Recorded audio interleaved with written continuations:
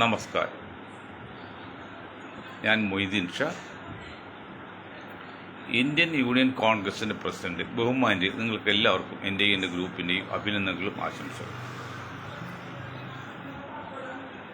ശനിയാഴ്ച വലിയ പെരുന്നാൾ ലോക മുസ്ലിം, പ്രത്യേകിച്ച് കേരളത്തിൽ മുസ്ലിങ്ങൾ ആഘോഷിക്കുകയാണ്.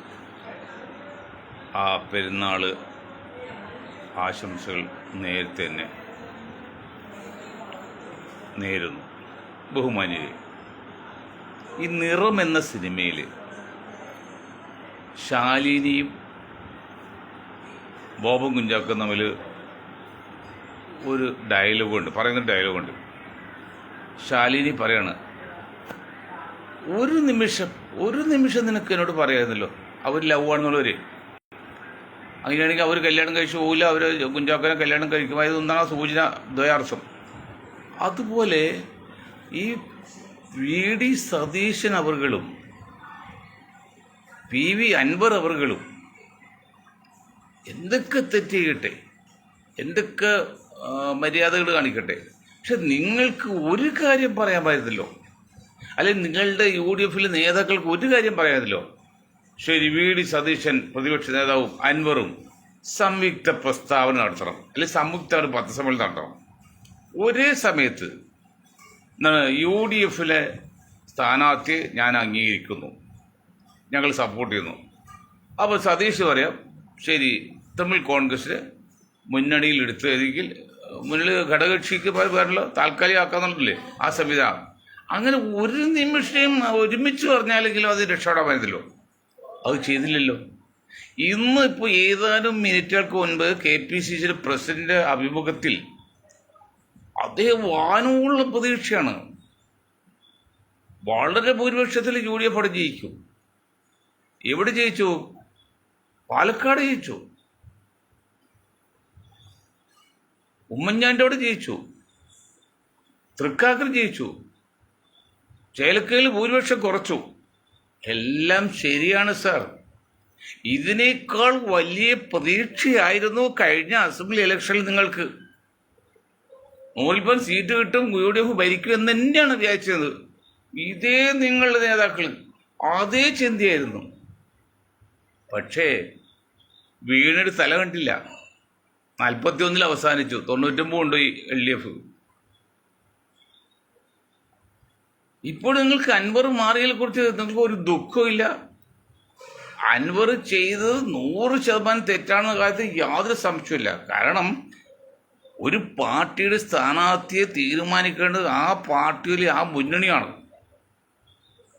അതിൽ ഘടകകക്ഷിക്ക് യാതൊരു അവകാശമില്ല. നിർദ്ദേശം വേണ്ടി പറയാമെന്നല്ലാതെ പരസ്യമായിട്ട് പ്രസ്താവന കൊടുക്കാനോ പറയാൻ യാതൊരു അവകാശമില്ല.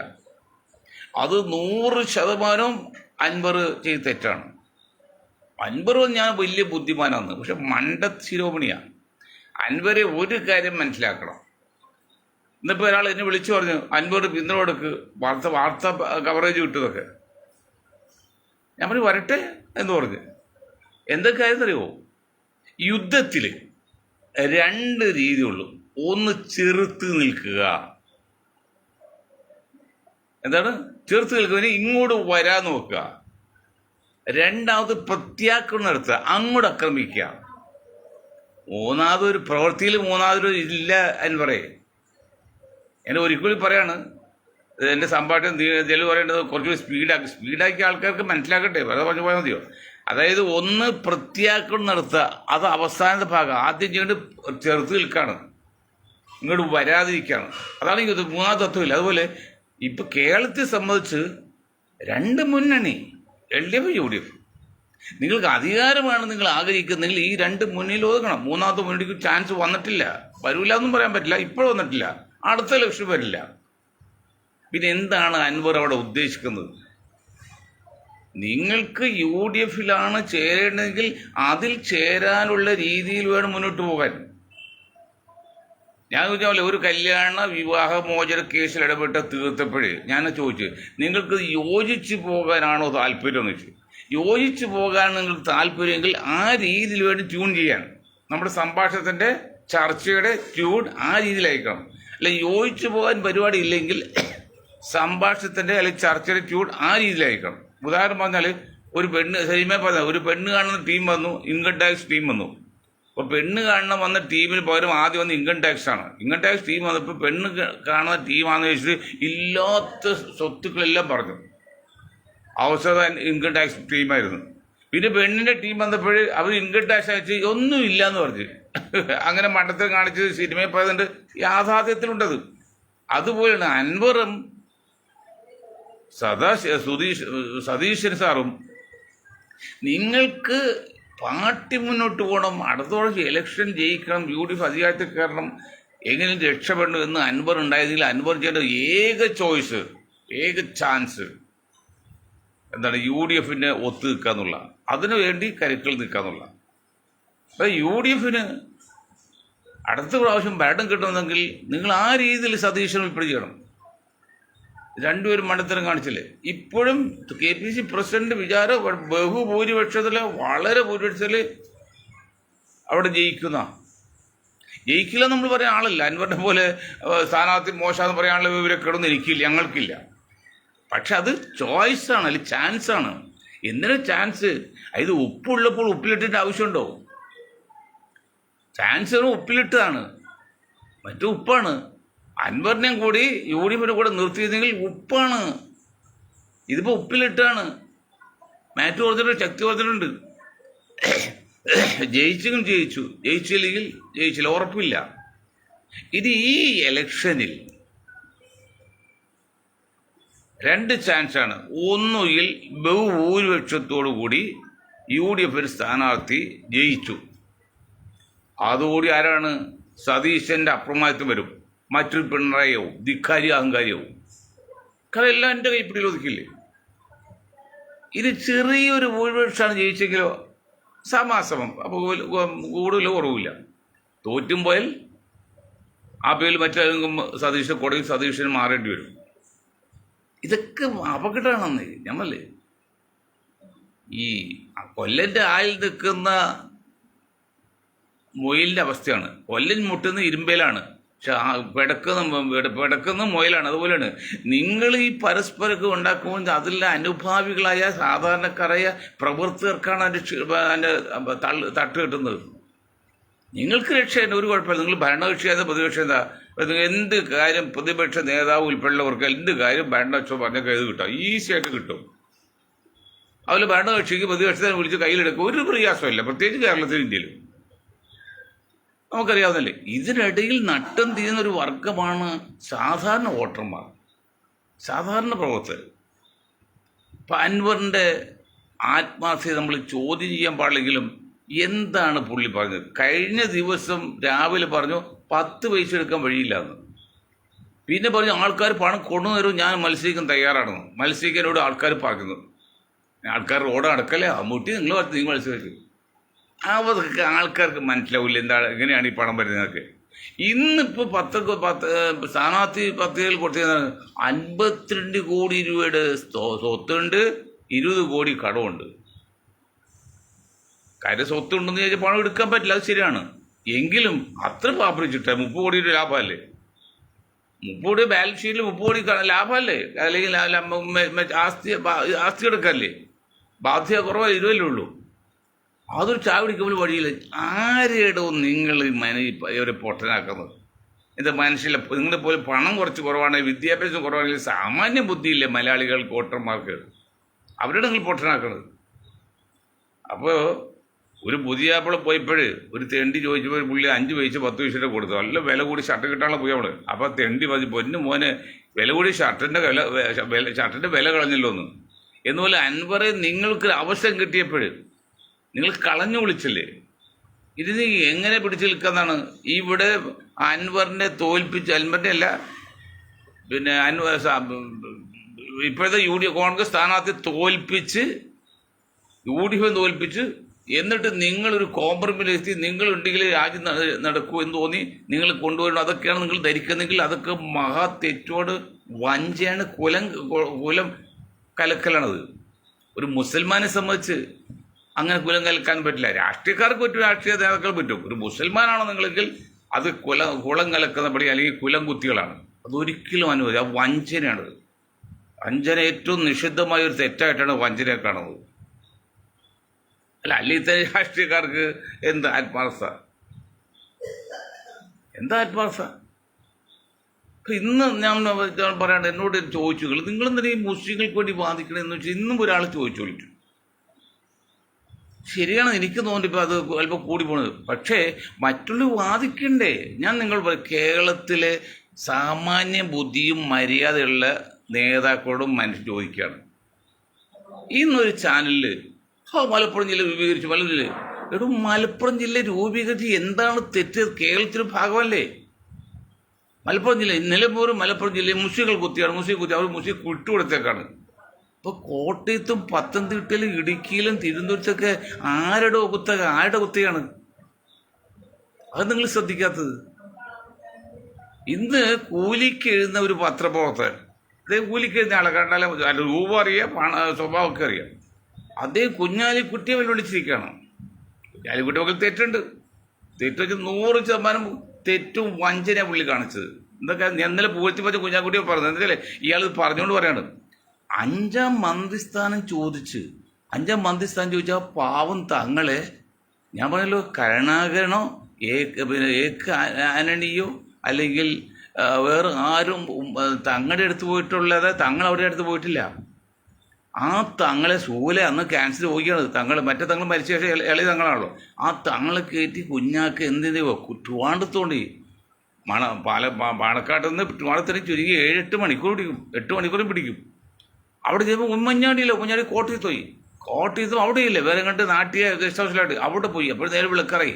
എന്നിട്ട് 5ാം മന്ത്രിസ്ഥാനത്തെ കാര്യം സംസാരിച്ച്, എന്നിട്ട് ആ 5ാം മന്ത്രിസ്ഥാനം കൊടുത്ത് ഇപ്പോൾ ഈ സതീശൻ അൻവറിനെ കാണിച്ച പോലുള്ള മാറ്റിച്ച് കളഞ്ഞ് അങ്ങോട്ട് തിരിച്ച് ഇങ്ങോട്ട് ചർച്ച ചെയ്ത് 5ാം മന്ത്രി കൊടുത്ത് മന്ത്രിസ്ഥാനം കൊടുത്തതല്ലാതെ വകുപ്പുകളും കൊടുത്തില്ല.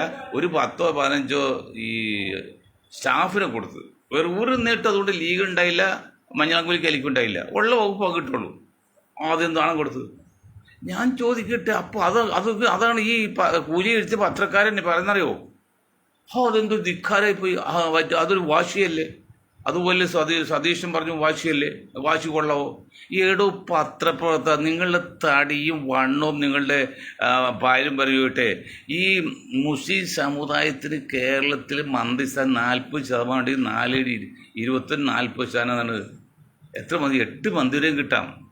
ജനസംഖ്യക്ക് ആനുപാതികമാണ് 8 മന്ത്രി വരെ ഈ മുസ്ലിം സമുദായത്തിന് കൊടുക്കാം. ജനസംഖ്യ അതുവരെ കൂടുതലല്ല. ഇത് 5 കഴിഞ്ഞ് 6 ആയിട്ടുള്ളൂ. 4-5 6. അതിനകത്ത് 9% ഒരു വിഭാഗത്തിൽ ഇന്ന് ഈ പിണറായി മന്ത്രിസഭയിൽ 12 പേരുണ്ടോ? അത് താൻ കാണാത്തത്? തൻ്റെയൊക്കെ ധാരണ ഞാനാണ് രാജാവ്, ഞാൻ വലിയ ബുദ്ധിമാനാണ്, ഞങ്ങളുടെ വർഗം ബുദ്ധിമാനാണ്, ആക്കാൻ വരുമ്പോൾ പോയിട്ട് മണ്ടന്മാർ. അതൊന്നും വേണ്ട. അങ്ങനെ വിഭാഗത്തിൽ നിങ്ങൾ അടിച്ചാക്ഷേപിക്കണ്ട. അത് ഞങ്ങൾ സമ്മതിക്കില്ല. നീതി ശരിയല്ലത്. കേരളത്തിൽ ഒരു രാഷ്ട്രീയ നേതാവും മുസ്ലിം നേതാക്കളും അവർക്ക് വേണ്ടി വല്ലാതെ അവർ പാർട്ടിക്ക് വേണ്ടി സമുദായത്തിന് വാദിക്കല്ല. ഞങ്ങൾ വാദിക്കുന്നത് എല്ലാ സമുദായങ്ങൾക്കും വേണ്ടിയാണ്. ആ കൂട്ടത്തിൽ മുസ്ലിങ്ങൾക്ക് വേണ്ടി വാദിക്കുന്നു. ഞാൻ പറഞ്ഞ ബഹുജൻ സമാജ് പാർട്ടിയിൽ നിൽക്കുമ്പോൾ എന്നോട് ഒരു യോഗം കമ്മിറ്റി പബ്ലിക് ഒരു നേതാവ് ചോദിച്ച്, ഷാസാറ് നിങ്ങൾ മുസ്ലിങ്ങൾക്ക് കൂടി വേണ്ടി വാദിക്കുന്നു. പുള്ളി പറഞ്ഞ ഭാഷ ഇതാണ്, നിങ്ങൾ മുസ്ലിങ്ങൾക്ക് കൂടി വേണ്ടി വാദിക്കുന്നു. വാദിക്കണ്ടേ? സോഷ്യൽ ജസ്റ്റിസ്, സാമൂഹ്യ നീതി, എല്ലാം തുല്യനീതി എന്ന് പറയുമ്പോൾ ആർക്കെങ്കിലും നീതികേടുണ്ടെങ്കിൽ അതിലിടപെടണ്ടേ? അപ്പോഴല്ലേ നീതിയാവുള്ളൂ. അതിപ്പോഴും വാദിക്കുകയാണ്. ഞാൻ മലപ്പുറം ജില്ല രൂപീകരിച്ചു, അതിന്നും EMS കുറ്റം പറഞ്ഞു ഒരു സംഘി ചാനലായിട്ട് ഇതെല്ലാം വരുന്നില്ല. എന്താണ് മലപ്പുറം ജില്ല രൂപീകരിച്ച തെറ്റ്? EMS എന്തൊക്കെ തെറ്റിയത്? ജില്ല രൂപീകരിച്ചാണോ? ഇപ്പോൾ ഇടുക്കി ജില്ല രൂപീകരിച്ചു, വയനാട് ജില്ല രൂപീകരിച്ചു, കാസർഗോഡ് ജില്ല രൂപീകരിച്ചു, പത്തനംതിട്ട ജില്ല രൂപീകരിച്ചു, അതിന് മുമ്പ് ആലപ്പുഴ ജില്ല വിഭജിച്ചു. എത്ര ജില്ലകൾ വിഭജിച്ചിട്ടുണ്ട്? ഇപ്പോഴും മലപ്പുറം ജില്ല വിഭജിക്കേണ്ട സമയം കഴിഞ്ഞിരിക്കുക. അതൊക്കെ മിണ്ടിപ്പോയ ഉടനെ വെറുതെ ജിഹാദികൾ. ചെറിയൊരു സംസ്ഥാനമാണ്, ഉത്തര കേരള സംസ്ഥാനം വേണമെന്ന് പറഞ്ഞ് മലപ്പുറത്ത് ചിലർ പറയുമോ, അല്ലെങ്കിൽ കുറേ ലീഗിൽ ആരോ യൂത്ത് ലീഗ് പറഞ്ഞപ്പോഴേക്കും ജിഹാദിയാക്കി. വാസ്തവത്തിൽ ഞങ്ങൾ പറഞ്ഞല്ലോ, മധ്യ കേരള തലസ്ഥാനവും ഉത്തര കേരള സംസ്ഥാനവും കേരളത്തെ സംബന്ധിച്ച് പ്രായോഗികമല്ല. പ്രായോഗികമായിട്ടുള്ള കാര്യം സെക്രട്ടേറിയറ്റിൻ്റെ മധ്യമേഖല അന്വേഷിച്ച് തുടങ്ങാന്നുള്ള അതൊക്കെ നമ്മൾ പറയുന്നുണ്ട്. അത് കിട്ട വിഷയം. അപ്പോൾ എന്താണ് നിങ്ങൾ പറയുന്നത്? മലപ്പുറം ജില്ലയിൽ പറഞ്ഞാൽ അത് മുസ്ലിങ്ങളിലായി, നിലമ്പൂർ എന്ന മുസ്ലിങ്ങളെ. ഇന്ന് ഒരുത്തരും പറയാണ് 22% ക്രിസ്ത്യാനികളുള്ള മണ്ഡലമാണ് നിലമ്പൂർ, എന്നിട്ട് അവർക്ക് സീറ്റ് കൊടുക്കാത്തതിൽ ഭയങ്കര പ്രശ്നമുണ്ട്. എടോ അങ്ങനെയൊക്കെ കൊടുക്കും. പിന്നെ ഈ 50ഓളം സ്ഥാനാർത്ഥികൾ മുസ്ലിം സമുദായത്തിന് ഇവിടെ കൊടുക്കും, അതുകൂടി നിങ്ങൾ പറയണം. ഈ കൂലിക്കെഴുന്ന പത്രക്കാരൻ പറയണം, മറ്റു ചാനൽ സംഘപരിവാരൊക്കെ പറയണം. 50 സീറ്റെങ്കിലും മിനിമം കൊടുക്കണം, ജനസംഖ്യക്ക് ആനുപാതികം വേണമെന്നുള്ളത് അവിടെ ആദ്യം ക്രിസ്ത്യാനി പറഞ്ഞത്. ഹൈക്കോടതി പോയിട്ട് കേസ് കൊടുത്തിട്ടുണ്ട്. ഞങ്ങളത് അംഗീകരിക്കണമെന്നേ. അങ്ങനെ വരുമ്പോഴേ ജനസംഖ്യ നോക്ക്. സംഘപരിവാർ പറഞ്ഞ ജനസംഖ്യയുടെ 40%. വേണ്ട 3 കൂട്ട്. അപ്പോൾ 140 3 എത്ര വരും? 4 12 45-47 സീറ്റ് വരില്ലേ? അതായത് റൗണ്ട് അബൌട്ട് 50 സീറ്റ് ഈ സമുദായത്തിൽ കൊടുക്കണം, എങ്കിലാണ് ജനസംഖ്യക്ക് ആനുപാതികമാവുള്ളൂ. അപ്പോഴും ഫുള്ളാകൂല. അതുപോലെ എല്ലാവർക്കും കൊടുക്കണം, ഒരാൾക്ക് മാത്രമല്ല. മുസ്ലിങ്ങൾക്ക് മാത്രം കൊടുക്കാൻ ഞങ്ങൾ ഒരിക്കലും പറയില്ല. മറ്റുള്ള കൊടുക്കുന്നവർക്ക് അല്പം കുറച്ചാലും കുഴപ്പമില്ല, ഞങ്ങൾക്ക് പരാതിയില്ല. പക്ഷേ ജനസംഖ്യക്ക് ഏതാണ്ട് ആനുപാതികമായിട്ട് അങ്ങനെ വരുമ്പോൾ നിലമ്പൂർ മാറ്റി. ഞാൻ വീണ്ടും നിലമ്പൂരാണ് മാറ്റിച്ച് അത് ക്രിസ്ത്യാനി കൊടുത്ത്. പിന്നെ ഗുരുവായൂർ പിന്നെ എന്താണ് മുരളീധരൻ കൊടുക്കും. അങ്ങനെ എല്ലാം പറക്കി കൊടുത്ത് പിന്നെ ഈ 50 സീറ്റ് നിങ്ങൾ എവിടെ കൊടുക്കുക? മുസ്ലിം ലീഗിൻ്റെ 15 അല്ലെങ്കിൽ 20 സീറ്റ് മാക്സിമം ഓക്കെ, എവിടെയെങ്കിലുമൊക്കെ അവർക്ക് കളിക്കാറുണ്ട്. ബാക്കി 30 സീറ്റുകൾ മിനിമം ഇല്ലേ? Minimum 30 seat. ഈ 30 സീറ്റ് എവിടെ കൊടുക്കും? ഏതെങ്കിലും ഇപ്പോൾ ജാതിയിലും മതമില്ല എന്ന് പറഞ്ഞാലും ജാതി മാത്രമല്ല ഉപജാതി നോക്കുന്ന കേരളത്തിൽ ഏതാണ് ഭൂരിപക്ഷം അല്ലെങ്കിൽ കൂടുതൽ മുസ്ലിങ്ങൾ സ്ഥലത്ത് വേണ്ട അവർക്ക് കൊടുക്കാൻ. കൂടുതൽ ദളിതുകൾ കൂടുതൽ റിസർവേഷൻ പോവാണ്. അതെന്താ നിങ്ങൾ പറയാത്തത്? ഞാൻ പറഞ്ഞത് ഞങ്ങളിലേക്ക് ഓർമ്മ നിൽക്കുന്ന ഇത്രയും കാലം ഞങ്ങൾ പറ്റിക്കാൻ നോക്കല്ലേ. ഓർമ്മയില്ലാത്തൊരു കാലം വന്നാൽ ഓക്കെ, നിങ്ങൾ എന്തും പറഞ്ഞോ. പക്ഷെ ഓർമ്മ ഉള്ളിടത്തോളം കാലം ജനങ്ങൾക്ക് വേണ്ടി പ്രവർത്തിക്കുന്ന മൊയ്തീൻ ഷായുടെ പാർട്ടിയും നീതിക്ക് വേണ്ടി പ്രവർത്തിക്കണം. നീതിക്ക് വേണ്ടി പ്രവർത്തിക്കാൻ മീനിങ് എല്ലാവർക്കും തുല്യ നീതി വേണം. അതുണ്ടോ? ഞാൻ നിങ്ങളൊരു കാര്യം പറയാം. നിങ്ങൾ ഇപ്പോൾ വിശ്വഭവനെ കുറിച്ച് ശശിയെ കുറിച്ച് പറഞ്ഞല്ലോ, അതുപോലെ ഒരു വിശ്വഭവനാണ് നാരായണൻ, അതുപോലെ വിശ്വഭവനാണ് ഇസ്രാർ ബൂട്ടോ. അവർ പാകിസ്ഥാൻകാരനാണ്. നമുക്ക് കേരളത്തിൽ ഇന്ത്യയിലേക്ക് വരാം. നാരായൺ അദ്ദേഹത്തിന് 101ാം ജന്മദിനം ഞങ്ങൾ ആഘോഷമാണ് 4 വർഷം മുമ്പ് എറണാകുളത്ത്. അപ്പോൾ അദ്ദേഹം ഇന്ത്യയിലെ ഏറ്റവും വലിയ പാർട്ടിയും ഏറ്റവും പഴക്കുന്ന പാർട്ടിയുള്ള കോൺഗ്രസ് അന്ന്, ഇന്നിപ്പോൾ കോൺഗ്രസ് എത്ര ക്ഷീണമുണ്ട്, ആ കോൺഗ്രസിൽ നിന്നിട്ട് കൂടി വിശ്വപൗരനായ ഇന്ന് അംബേദ്കർ കഴിഞ്ഞ പിന്നെ നാരായണേക്കാൾ വലിയൊരാൾ ഇന്ന് ദളിത് വിഭാഗത്തിൽ ഇന്ത്യയിലില്ല. ഇന്ത്യയിൽ, നോട്ട് ഇൻ കേരള. ആ നാരായണനെ കോൺഗ്രസ് നിന്നിട്ട് കൂടി ഒറ്റപ്പാലം റിസർവേഷൻ സീറ്റിൽ നിന്നാണ് ജയിപ്പിച്ചത്. അല്ലാതെ ജനറൽ സീറ്റും ജയിപ്പിക്കാൻ സാധിക്കില്ല കോൺഗ്രസ് പോലും. അപ്പം ഞങ്ങൾ ആലോചിച്ച് നോക്കുക, അതിനേക്കാൾ വലിയൊരു ആരെങ്കിലും കേരളത്തിലുണ്ടോ? നാരായണേക്കാൾ വലിയ ദളിതുകൾ അപ്പോൾ ഈ ഇന്ത്യയിലുണ്ടോ? അംബേദ്കർ ശേഷം ഇന്ത്യയിലില്ല. അപ്പം 120ഓളം MP ഇന്ത്യൻ പാർലമെന്റിൽ ഉണ്ടെങ്കിൽ അതാ 12% 20% റിസർവേഷൻ ഉള്ളതുകൊണ്ട് മാത്രമാണ് അത്ര സീറ്റ് കിട്ടുന്നത്. അല്ലെങ്കിൽ ഒരൊറ്റ ദളിത് അസംബ്ലിയിലോ പാർലമെന്റിലോ പോവുമോ? ഇത് ഉദാഹരണം പറഞ്ഞാൽ ഇന്ത്യയിലെ ആദ്യത്തെ തെരഞ്ഞെടുപ്പിൽ 36 കോടി ഉണ്ടായപ്പോൾ 100ഓളം മുസ്ലിം MP ഉണ്ടായിരുന്നോ? ഇനി മലപ്പുറം ജില്ല തെറ്റായിപ്പോൾ EMS കുറ്റം പറഞ്ഞതോട് പറയാണ് 100ഓളം മുസ്ലിം MP ഉണ്ടായിരുന്നു. ജനസംഖ്യ 36 കോടി. ആദ്യത്തെ പാർലമെന്റ് തെരഞ്ഞെടുപ്പ് അന്ന് വോട്ട് ചെയ്ത് 36% വോട്ടുള്ളൂ. ബാക്കി 64% പുറത്താണ്. ആ 34 നിന്നാണ് ഭൂരിപക്ഷം കിട്ടി നെഹ്റു ഭരിച്ചതൊക്കെ. ഇന്നത് പോയിട്ട് ജനസംഖ്യ 150 കോടികളായില്ലേ? 36 സ്ഥലത്ത് 150 കോടി. എത്ര 6 എത്ര ഇരട്ടി കൂടി? 4 12 4 ഇരട്ടി കൂടി. 5 ഇരട്ടി കൂടി. 5 ഇരട്ടി കൂടിയിട്ട് 4 14 നന്നായി പറയും. 4 ഇരട്ടി കൂടിയിട്ട് ജനസംഖ്യ എത്രയാണ്? 10 12 ഒരു ഡസൻ താഴെയുള്ളൂ ഇപ്പോൾ മുസ്ലിം MP. ഇത്രയും അന്യായമായിട്ട് അനീതി നടന്നിട്ട് ആരെങ്കിലും അതിനെക്കുറിച്ച് മിണ്ടുന്നുണ്ടോ? എന്തുകൊണ്ട് ഈ സമുദായത്തിൽ ഇത്രയും MP താഴെ പോകുന്നു? മിണ്ടുന്നുണ്ടോ? എത്ര വീടുകൾ ബുൾഡോസർ വെച്ച് തകർക്കുന്നു. ഇപ്പോൾ ഗുജറാത്തിൽ, UP, മധ്യപ്രദേശിൽ, മറ്റ് BJP ഭരിക്കുന്ന സംസ്ഥാനങ്ങളിലെല്ലാം. എന്നിട്ട് ആരെങ്കിലും ചോദിക്കണം, ഈ കോൺഗ്രസ് നേതാവ് രാഹുൽ ചോദിക്കുന്നുണ്ടോ? അതിനെക്കുറിച്ച് ചിന്തിക്കുന്നുണ്ടോ? പാർലമെന്റിൽ ചർച്ചയുണ്ടോ? കാരണം ഒരു വിദേശി വന്ന് ട്രിവാൻഡ്രത്ത് തലകറങ്ങി വീണപ്പോഴ് മോഹൻലാലൊക്കെ എത്രയോ ശ്രദ്ധിച്ചതിനെക്കുറിച്ച്. നല്ലതിനകത്ത് തെറ്റൊന്നും പറയാൻ പറ്റില്ല. ഇവിടെ ആയിരക്കണക്കിന് കുടുംബങ്ങളെ വഴിയാധാരമാക്കിയിട്ട് പോലീസ് പിടിച്ചു കൊണ്ടുപോയാൽ അവരെവിടെ പോയി എന്ന് അറിയാൻ പോലും പറ്റാത്തൊരു രാജ്യമാണെന്ന് ഇന്ത്യ. എന്നിട്ട് നിങ്ങൾ ഈ പ്രതിപക്ഷ പാർട്ടി എന്നാൽ കോൺഗ്രസ്, മറ്റു പാർട്ടി, തൃണമൂൽ കോൺഗ്രസ് ഒക്കെ എല്ലാവരും ചോദിക്കുകയാണ്, നിങ്ങൾ ലക്ഷ്യം മിണ്ടുന്നുണ്ടോ? പാർലമെന്റ് ചർച്ച വരുന്നുണ്ടോ? അവരും ഇന്ത്യയിലെ ജനങ്ങളല്ലേ. അത് കോൺഗ്രസ് ഇത് മധ്യപ്രദേശിൽ കഴിഞ്ഞ ദിവസം മുസ്ലിങ്ങൾക്ക് വേണ്ടി പറയുന്ന അനീതിയാണ്, പറയാതിരിക്കാൻ പറ്റുമോ? നമ്മൾ നീതിയുടെ ശബ്ദമായി പോയില്ലേ? ആ മധ്യപ്രദേശിൽ ഒരു നിയമമുണ്ട്, ഈ ഇതില്ലേ നമ്മുടെ ജിമ്മിൽ മുസ്ലിങ്ങൾ പ്രവേശിക്കരുത്. അവിടുത്തെ പോലീസ് ഉയർന്ന ഉദ്യോഗസ്ഥ ഓർഡറിട്ടാണ്. എന്നിട്ട് ഇവിടെ സംസാരിച്ചു. ഇതൊക്കെ അനീതിയല്ലേ? അനീതിക്കെതിരെ പൊരുതണ്ടേ? അതെന്താ ചിന്തിക്കാത്തത്? ഇന്നിപ്പോ ഒരു കാര്യം പറയാണ്, NSSന്റെ ജനറൽ സെക്രട്ടറി ഹോസ്പിറ്റലായത് പോകുന്നറിയില്ല, ജാതി സെൻസ് സമ്മതിക്കില്ല എന്ന് പറയണ. എന്താ അവർക്ക് ആ തറവാട്ട് സ്വത്താണ് ഇന്ത്യ എന്ന് പറഞ്ഞത്. ജാതി സെൻസ് സമ്മതിക്കില്ല എന്ന് പറയുമ്പോൾ അതിന് അപ്പം തന്നെ മനസ്സിലായില്ല അതെന്തോ തട്ടിപ്പുണ്ടെന്നുള്ളത്. എന്താണ് ഇന്ന് ആകെയുള്ള, അന്ന് രാഹുൽ ഗാന്ധി പറഞ്ഞാൽ ആകെയുള്ള ഉദ്യോഗസ്ഥരിൽ 60, 70, 80, 90, 95% പേര് ഈ ഉയർന്ന സവർണ വിഭാഗമാണ്. കേരളത്തിലെ നായരും വടക്കേ ഇന്ത്യയിലാണെങ്കിൽ ബ്രാഹ്മിൻസും. ഇന്നും നായർ സഹോദരങ്ങളെ എല്ലാവരും അല്ല പറഞ്ഞത്, ഇന്നും നായർ കുത്തികല്ലേ കേരളം നിയന്ത്രിക്കുന്നത്. എല്ലാ നായരും അല്ലേ പറഞ്ഞത് ഈ കുത്തകകൾ ഒരു ലോബി. അവർ നായരായിട്ടും ബന്ധപ്പെട്ട നായർ ലോബി, നായർ വിഭാഗങ്ങളിൽ ആ ലോബിയാണല്ല, എല്ലാ നായഴ്സല്ല. അതിൽ വടക്ക് ഡൽഹി നയിക്കുന്നതാണ് ബ്രാഹ്മിൻ ലോബിയാണ്. നിങ്ങൾ ആര് ഭരിച്ചോട്ടെ, വന്തി വന്നോട്ടെ, നയിക്കുന്നവരാണ്. അവർ നയിച്ചോട്ടെ എന്ന് ഞാൻ പറഞ്ഞു. അവരെ അല്പമൊക്കെ കുത്തക അല്ലെങ്കിൽ ആധിപത്യം അങ്ങനെ നിൽക്കട്ടെ, അതൊന്നും നമുക്ക് പരാതിയില്ല. പക്ഷേ അപ്പം അങ്ങനെ ആധിപത്യം നോക്കുമ്പോൾ മറ്റുള്ളവർക്ക് ജീവിക്കാനുള്ള അവകാശം കൊടുക്കണം, അവസരം കൊടുക്കണം. എന്നിട്ട് ആധിപത്യം വെച്ചാൽ കുഴപ്പമില്ല. ഇപ്പം സൗദി അറേബ്യയിലേക്ക് രാജാക്കൾ ഭരിക്കണം, അവർ ആധിപത്യമാണ്. പക്ഷെ അവിടെ ജനങ്ങൾക്ക് ജീവിക്കാനുള്ള ആവശ്യത്തിന് സൗകര്യം കൊടുക്കുന്നുണ്ട്.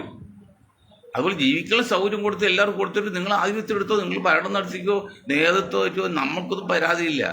ഇപ്പം ഞാൻ ഇന്നലെ ഒരു മുഖ്യമന്ത്രിയായിട്ട് മുസ്ലിം വേണമെന്ന് പറഞ്ഞെങ്കിലും ഞാനിപ്പോൾ അത് പിൻവലിക്കണമെന്നറിയോ? ഒരു മുസ്ലിം മുഖ്യമന്ത്രി ആയിക്കഴിഞ്ഞാൽ പ്രശ്നങ്ങളാകും അതുകൊണ്ട് നമ്മളത് പിൻവലിക്കുകയാണ്. വാസ്തവമല്ല, ചാൻസ് ഉണ്ട്, അവസരമുണ്ട്, അവകാശമുണ്ട്, എങ്കിലും നമ്മളത് പിൻവലിക്കുകയാണ്. കാരണം ഇനി ഒരു മുഖ്യമന്ത്രി വെച്ചിട്ട് ഭരണത്തിൽ തടസ്സം വന്നത്. കാരണം തീവണ്ടി അവിടെ ഉണ്ടായപ്പോൾ ഇന്ത്യൻ എക്സ് പോലെയുള്ള കുത്തക പത്രം അറിയോ, അത് റിസർവേഷനിൽ വിലയൊക്കെ കയറ്റിയിട്ടാണ് തീവണ്ടി കൊണ്ടാണ്.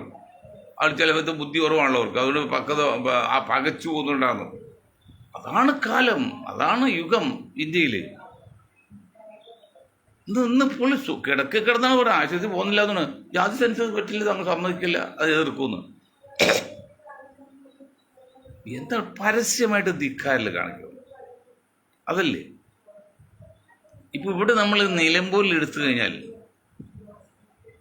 അൻവർ എടുത്തു കഴിഞ്ഞാൽ കോടീശ്വരനല്ലേ അൻവർ. ഈ കോടീശ്വരന്മാർ പലവരല്ലേ ഇടതുപക്ഷ സ്വതന്ത്രമായിട്ട് വച്ച് ജയിപ്പിച്ചെടുത്തത്. പാവപ്പെട്ടവന്റെ പാർട്ടി, പിന്നോക്കന്റെ പാർട്ടി, ദളിതിന്റെ പാർട്ടി, ന്യൂനപക്ഷങ്ങളുടെ പാർട്ടി, അധസ്ഥിതരുടെ പാർട്ടി, അതാണ് കമ്മ്യൂണിസ്റ്റ് പാർട്ടി ഓഫ് ഇന്ത്യ എന്നുള്ളത്. ആ കമ്മ്യൂണിസ്റ്റ് പാർട്ടി ഓഫ് ഇന്ത്യയുടെ പിണറായി സഖാവ് എടുത്ത ആളാരാണ്?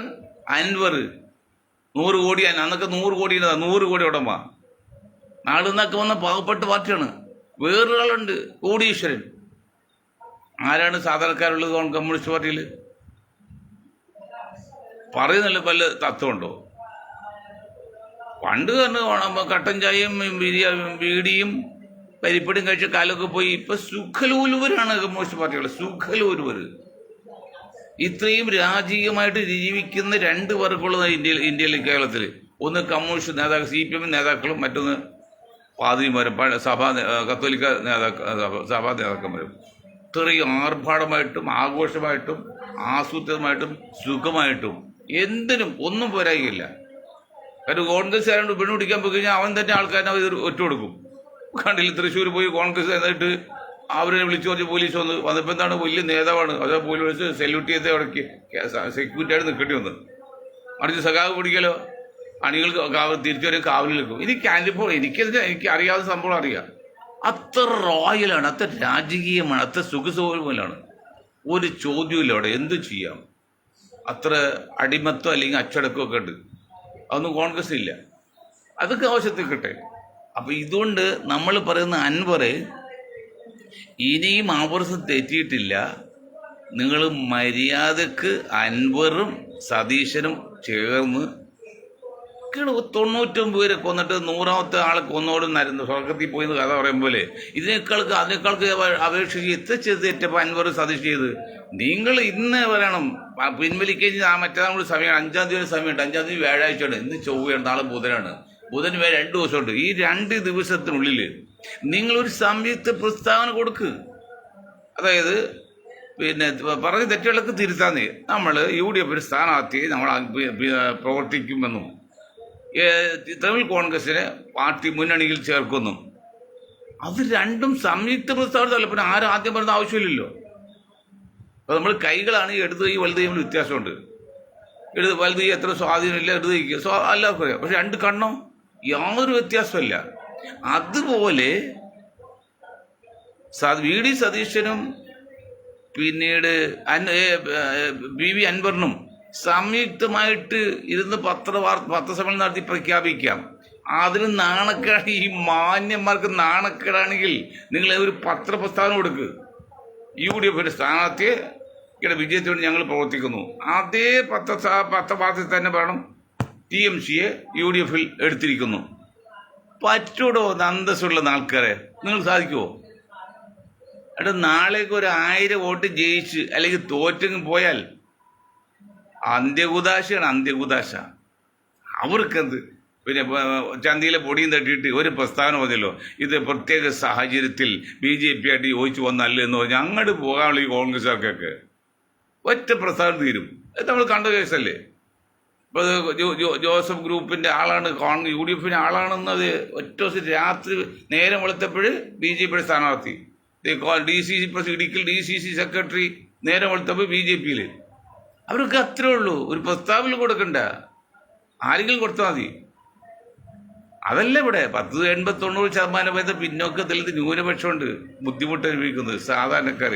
അവർക്കൊരു ആശ്വാസം വേണം. അവർക്കൊരു ആശ്വാസം വേണമെങ്കിൽ നിങ്ങൾ കുറച്ചുകൂടി മാന്യമായിട്ട് നിൽക്ക്. അല്ല രാഷ്ട്രീയക്കാരാണോ അവന് ജീവിക്കാൻ ഒരു പ്രയാസമില്ല. എങ്ങനെയും കാശുണ്ടാക്കാം, ഏതിൽ പോലും കാശാണ്. ഞാൻ അനുഭവിക്കല്ല, ഞാൻ ചെറിയൊരു പാർട്ടിക്കാരനാണ്, ഒരു അധികാരം പോയില്ല. എന്നിട്ടും നമുക്കറിയാം അതിൻ്റെ ചെറിയ നേട്ടങ്ങളൊക്കെ. അപ്പോൾ പിന്നെ അധികാരം പറയണോ? പണം ഒന്നുകൂടല്ലേ, എങ്ങോട്ട് പോയാലും കാശല്ലേ, വീട്ടിലിരുന്നാലും കാശാണ്. ആൾക്കാർ കൊടുക്കല്ലേ, കോടികളെ, ലക്ഷങ്ങൾ, കോടികളൊക്കെ. പക്ഷെ ഒരു നേരത്തെ ആഹാരം കഴിക്കാൻ വഴിയില്ലാത്ത ജനകോടികൾ ഇന്ത്യയിലുണ്ടെന്നേ. ലോകത്തെ ജനസംഖ്യയിൽ പകുതിയോളം പേര് നിരക്ഷര ഇന്ത്യയിലാണ്. ദരിദ്രരിൽ പകുതിയോളം പേര് ഇന്ത്യയിലാണ്. മോഡിക്ക് അറിയോ? കമ്മ്യൂണിസ്റ്റ് പാർട്ടി BJPക്ക് അറിയോ? അത് നിരക്ഷരിൽ പകുതിയും ഇന്ത്യക്കാർ, ദരിദ്രരിൽ പകുതിയും ഇന്ത്യക്കാർ. അത് ഇന്നല്ല, മോഡി ഗവൺമെന്റ് കാലത്തല്ല, കോൺഗ്രസ് കാലത്തുള്ളതാണ്. അപ്പം അതുകൊണ്ട് ദയവ് ചെയ്ത് ഒരു പ്രായാധിക്യമുള്ള ഒരു മനുഷ്യൻ്റെ അറിവ് നിലയിൽ അൻവറും സതീശനും പിന്നെ 2 കൂട്ടരും കൂടാതെ 2-3 പേരും കൂടിയിട്ട് സംയുക്തമായിട്ട് പത്രസമ്മേളനം നടത്തുകയോ അല്ലെങ്കിൽ പത്രപ്രസ്താവന കൊടുക്കുകയോ സംയുക്തമായിട്ട്. അപ്പോൾ ഒരുമിച്ച് പറയാലോ, ആരും ആദ്യം പറഞ്ഞ പ്രശ്നമില്ല. പിന്നെ അൻവറോട് കാര്യം, അൻവർ ഞാൻ മൊയ്തീൻ ഷാ കേട്ട് കാണാതിരിക്കും വലിയ പരിചയമില്ലെങ്കിലും. പക്ഷേ നിങ്ങൾ കാര്യമല്ല, രാഷ്ട്രപതി സ്ഥാനത്തേക്കൊഴിച്ച് ബാക്കി വാർഡ് മെമ്പർ മുതൽ പാർലമെന്റ് വരെ മത്സരിച്ചാണ് 7, 8, 9 സ്ഥാനങ്ങൾ മത്സരിച്ച ആളാണ് ഈ മൊയ്തീൻ ഷാ. ഒരു സ്വതന്ത്ര സ്ഥാനാർത്ഥി പാർട്ടി ടിക്കറ്റ് അല്ലെങ്കിൽ എന്ത് ചെയ്യണമെന്നൊക്കെ എനിക്കറിയാം, നിങ്ങൾക്കും അറിയാം. ആ നിങ്ങൾ 2 പ്രാവശ്യം ജയിച്ച് എത്രയോ ഇലക്ഷൻ നേരിട്ടുണ്ട്. എന്നിട്ട് ഒരു നാമനിർദ്ദേശ പത്രിക തെറ്റുകൂടാതെ പൂരിപ്പിച്ചു കൊടുക്കാൻ സാധിക്കാത്ത നിങ്ങളാണോ ഇനി നാട് നന്നാക്കാൻ വരുന്നത്? നിങ്ങളാണോ ഈ സാധാരണക്കാർക്ക് വേണ്ടി വാദിക്കുന്നത്? നിങ്ങൾ ഒരു കാര്യം പറഞ്ഞല്ലോ, അത് കർഷകരല്ലെന്ന് കുടിയേറ്റ കർഷകരാണ്, അവർ നമ്മുടെ കൂടെ നിൽക്കും. ഇവിടെ കുടിയേറ്റ കർഷകർ നിങ്ങളുടെ കൂടെ നിൽക്കും, പക്ഷെ ക്രിസ്ത്യാനികൾ നിൽക്കില്ല. അവർ ചിന്തിക്കും അൻവർ ബദൽ സത്യമുണ്ടോ കാര്യമുണ്ടോ നോക്കി അവർ ചിന്തിച്ചേ നോക്കിയുള്ളൂ. നിങ്ങൾ അണ്ടർ എസ്റ്റിമേറ്റ് ചെയ്ത് ക്രിസ്ത്യാനികൾ ഈസിയായി കാണല്ലേ. ഇപ്പം അവർ ചില ബുദ്ധിമുട്ടുകൊണ്ട് ഇച്ചിരി ഇടിവെണ്ടെങ്കിലും അവർ ബുദ്ധിമാർ തന്നെയാണ്. അവർ അങ്ങനെ ചാടി ഇറങ്ങുന്നില്ല, അൻവറിൻ്റെ വാക്കിട്ട് ഇറങ്ങില്ല. പറയുന്നത് ശരിയാണെങ്കിൽ ഇറങ്ങും. അതുകൊണ്ട് അത്ര ഈസി ആയിട്ട് ആ വോട്ട് കിട്ടുമെന്നൊക്കെ വിചാരിച്ച് നിങ്ങൾ വെറുതെ കുളത്തിലെ മീൻ പങ്കിടരുത്. മര്യാദക്കും സ്നേഹത്തിലും ഒതുങ്ങി വലിയ അഭ്യാസം കാണിക്കാതെ മുന്നോട്ട് പോയാൽ നിങ്ങൾക്ക് UDF-ൽ സ്ഥാനം കിട്ടിയ ഒരു പക്ഷേ ഈ ആയുസുണ്ടെങ്കിൽ നിങ്ങൾക്കൊരു മന്ത്രി സ്ഥാനം വരും പ്രതീക്ഷിക്കാം. UDF-ൽ നിൽക്കുന്നുണ്ട്. LDF പോയി കിട്ടില്ല, കാരണം സ്ഥാനാർത്ഥികൾ മത്സരിക്കാൻ പറ്റൂല. അതാ നിങ്ങൾ പോകുന്നറിയാമല്ലോ. തന്നെയുമല്ല, കമ്മ്യൂണിസ്റ്റ് പാർട്ടിയിൽ നിന്ന് കിട്ടിയ ആനുകൂല്യമൊന്നും UDF പോയാൽ നിങ്ങൾക്ക് കിട്ടാനും പോകുന്നില്ല. പിന്നെ ഒറ്റ കാര്യം, നിങ്ങൾ UDF-ൽ ചേർന്ന് കഴിഞ്ഞാൽ നിങ്ങൾ പരീക്ഷയിൽ വിജയിച്ച കുട്ടിയാവും. ഇപ്പം നിങ്ങൾ പരീക്ഷയ്ക്ക് എഴുതാൻ പോകുന്ന കുട്ടിയായി. പരീക്ഷ എഴുതിയിട്ടില്ല, എഴുതാൻ പോകുന്ന കുട്ടിയാണ് ഇപ്പോൾ. അത് എഴുതാൻ കഴിയുമെന്നും ജയിക്കുമെന്നൊന്നും ഒരു ഉറപ്പുമില്ല. അങ്ങനെ മണ്ടത്തരം കാണിക്കരുത്. ഞാൻ അറ്റ്ലീസ്റ്റ് ഏറ്റവും അവസാനം എല്ലാ കോൺഗ്രസ്സുകാരോടും അൻവറിൻ്റെ ടീമിനോട് പറയാണ്, നിങ്ങൾ നാളെ സമയമുണ്ട്, 5-ാം തീയതിക്കുള്ളിൽ നിങ്ങൾ രണ്ടുപേരും സംയുക്ത പ്രസ്താവന നടത്തി പിന്തുണ കൊടുത്ത് മുന്നോട്ട് പോയാൽ നിങ്ങൾക്ക് നല്ല, നാട് നല്ല, UDF നല്ല പ്രതീക്ഷിക്കാം. ഇല്ലെങ്കിൽ പ്രതീക്ഷിക്കാനേ പറ്റുള്ളൂ, ഉറപ്പില്ല. ഇത്രയും കാര്യം പറഞ്ഞുകൊണ്ട് ഞാൻ എൻ്റെ വാക്കുകൾ നിർത്താണ്. നിങ്ങൾക്ക് ഒരായിരം നന്ദി. ജയ് ഹിന്ദ്.